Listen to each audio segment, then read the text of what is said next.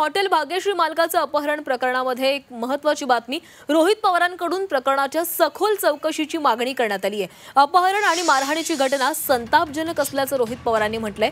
मारहाण व्यावसायिक स्पर्धेतून झाली का याचा तपास गरजेचा असल्याचंही रोहित पवारांनी म्हटलंय। ग्राहकांना मराठी व्यावसायिकाच्या पाठीशी उभं राहण्याचं आवाहन करण्यात आलंय। दरम्यान रोहित पवारांनी नेमकं काय ट्विट केलेलं आहे पाहूया।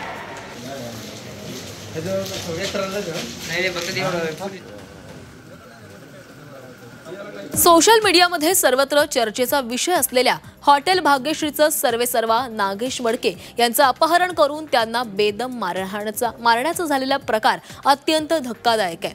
कोणताही औपचारिक शिक्षण नसताना या तरुणानं केवळ मेहनतीच्या बळावर आपल्या व्यवसायाचा विस्तार केला आणि क्वालिटीच्या बळावर खवय्यांची पसंती मिळवली। परंतु हॉटेलची तोडफोड करणं, मारहाण, भांडण, शिवीगाळ हे प्रकार तिथं सातत्यानं होत असून आणि आता तर गाडीत कोंबून अपहरण केलं।